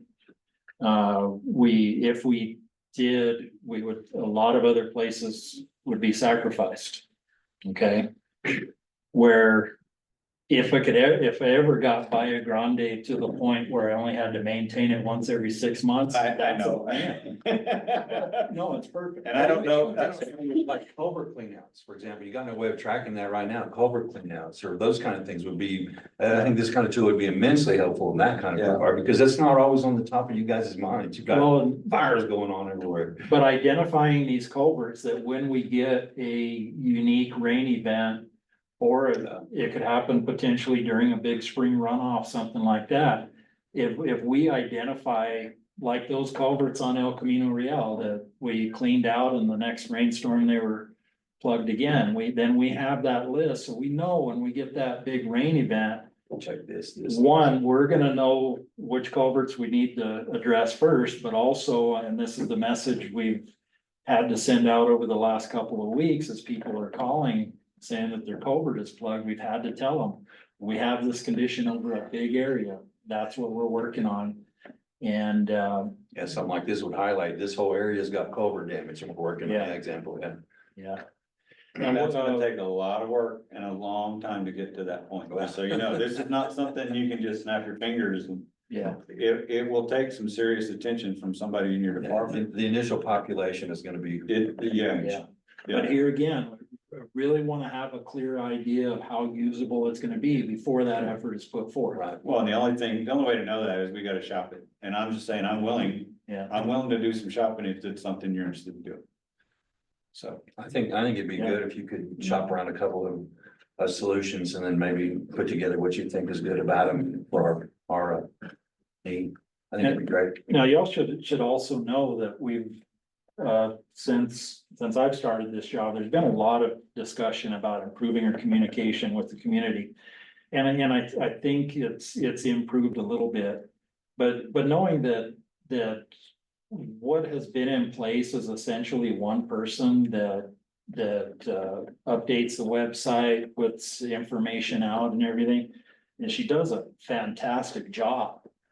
But there's been times where the communication got a little slow because it was on a weekend or, poor lady, she was on vacation one time doing updates, so we have talked and I'm sure it'll be put into motion here pretty soon about scenario of getting other people that are able to do updates on the website. And, Maybe some of us committee members could for road stuff. what would have to see, I would suggest, being able to do committee reports and posting them and I don't know, some type of newsletter y'all could put together. Yeah, something. I think as far as alerts with occurrences or anything, with the village, it would need to be village employees that had access to that. Okay. yeah. But I think any kind of newsletter, any of the committees did, people would love to see. I wish more people would attend these meetings. I think we have some great discussions. Yeah. It's such interesting conversation. It is. Well, talking about Yeah. communication before. Why would they want to be playing golf on a day like this when they could be in? But even the steps we've taken here before the communication was to find the guy who runs the roads and ask him what's going on. Mhm. Well, now we at least have 5, 6 more people in here that know what's going on, to even just spread by word of mouth. So it's helping. Yeah. Okay. All right, so Dale, you're gonna take a look at those Yes. and then, so the last thing here, the next meeting workshop schedule, I think we kind of maybe settle on the second Wednesday at 5 o'clock going forward. I'm good either time. I am having to deal with some elderly. Relatives. We're all volunteers, So, we're all volunteers. So yeah, we got. but I'm gonna be out of state, probably well, through the end of the year, it's looking like, unfortunately, so, Okay. everything I do will be remote.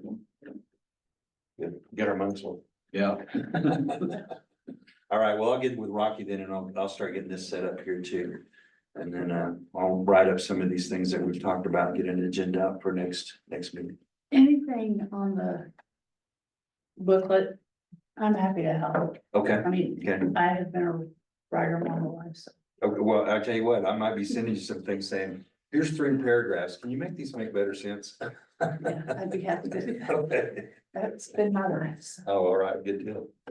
And then maybe you can even make some suggestions on, oh, I think a picture would illustrate this better, or this doesn't do anything for me, or whatever, you know, those kind of things, yeah. And I'm pretty good with line drawings and stuff like that, so Okay, yeah. I'm happy to give it a try and All right. y'all are like, no, that's crap.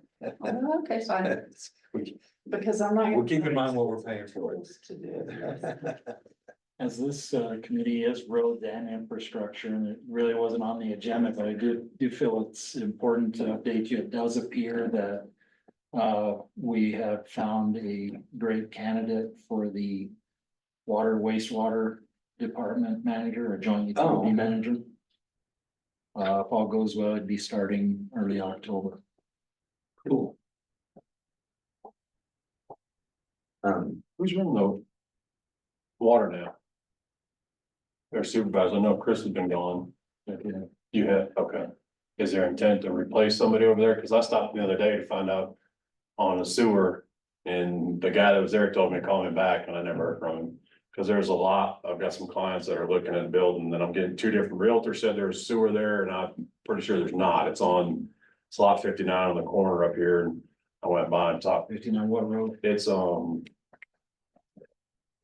ask me, but it's down, it's on the corner of, I'm sorry. I can ask you after, but I was just trying. Yeah. Cause I was trying to follow up with it's on on the corner of San Andreas and whatever the main road is, you know, you go up and then turn left, it's actually right there in the Valle corner. Grande South.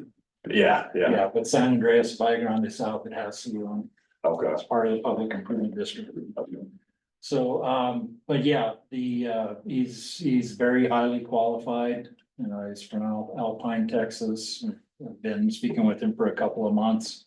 Planning on moving to Taos, I guess, to cool off. Here it's a little warm down in Alpine, Texas. Yeah. But yeah, we're excited about that. Not ready for full public announcement. Hoping to meet it. He might be up here next week. And really excited about that. And you know, that does kind of open up for me because I'm totally ignorant on the subject here. It might be useful for us to just see an org chart of the whole. Well, essentially, our water department manager left in early February. And we haven't had a road superintendent since last fall. So I've been somewhat managing those departments directly on. There is a field supervisor in a water department, centered on the water, and then there is a plant manager as well, so. Things have been going pretty good. We've definitely had a lot of unforeseen events. But they're doing well. We've hired more staff.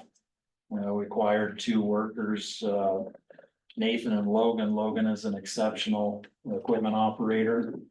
And Nathan, retired military, worked in bomb disposal.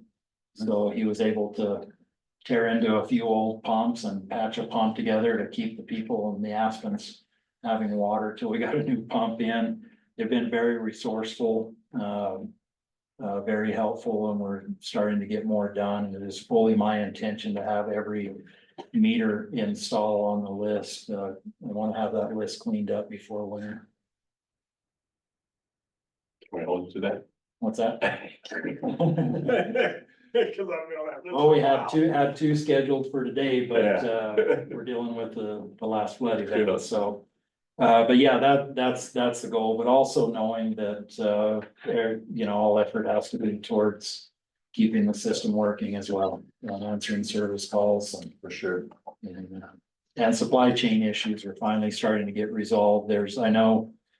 Some of the meter installations that have been put off for quite some time are simply because components weren't coming in. The materials for meter installation that came in the spring some of them had been on order for 18 months.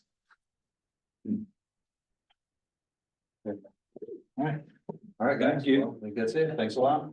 Question. Oh, one more. Last meeting, you said we had $1.9 million dedicated to GO bond money. Yes. How's that money allocated? To which individual projects? Yes. Right now it's going to Mammoth Mountain Road in Arapahoe.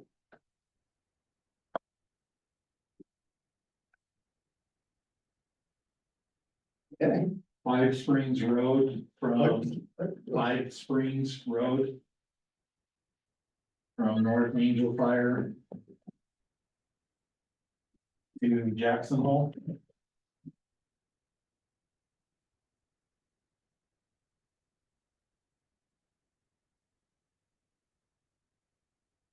It allocated for Jackson Hole also.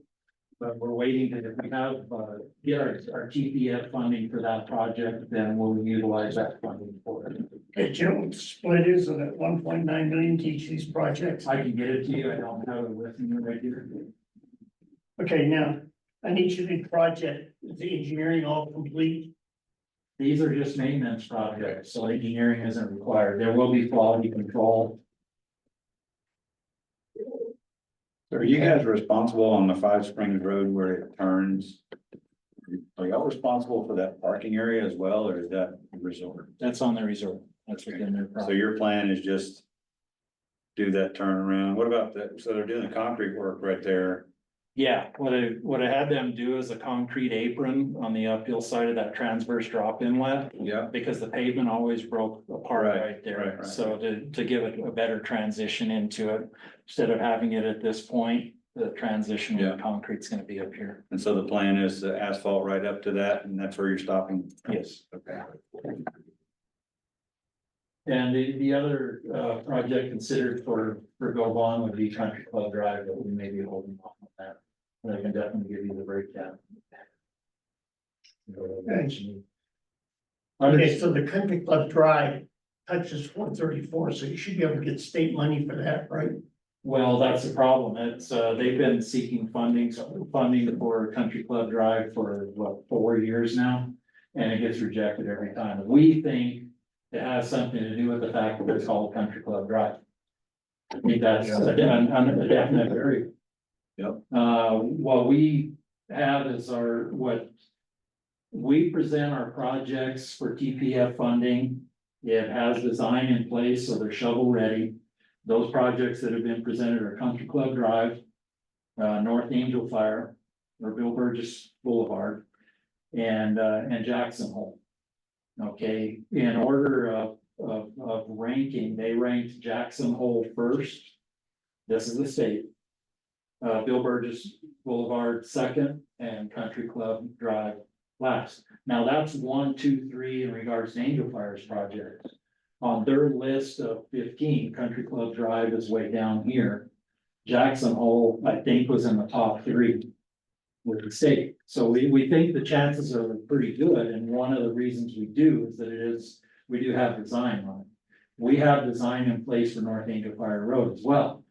The North Angel Fire Road project is initial engineer's estimate right now is in excess of $2 million. Which essentially fund the projects that seem to have a better chance getting funded are those that are shovel ready and in the $1 million range.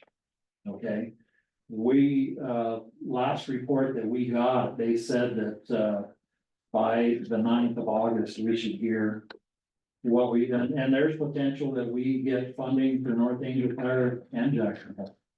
We'll find out this week.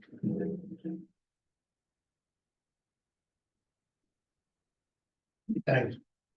All right, so the engineering is complete on these projects. Yes. Contractor hasn't been selected because you haven't gotten funding. For North Angel Fire Jackson Hole, no, the engineering has been complete, but no, it hasn't been put out to bid yet. And, we'll put it out to bid if we find out if we get the funding.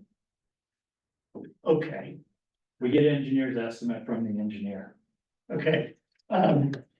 So that means I need, of the 1.9 million that's allocated. Is any of that money going to act a project that's really gonna be done this year?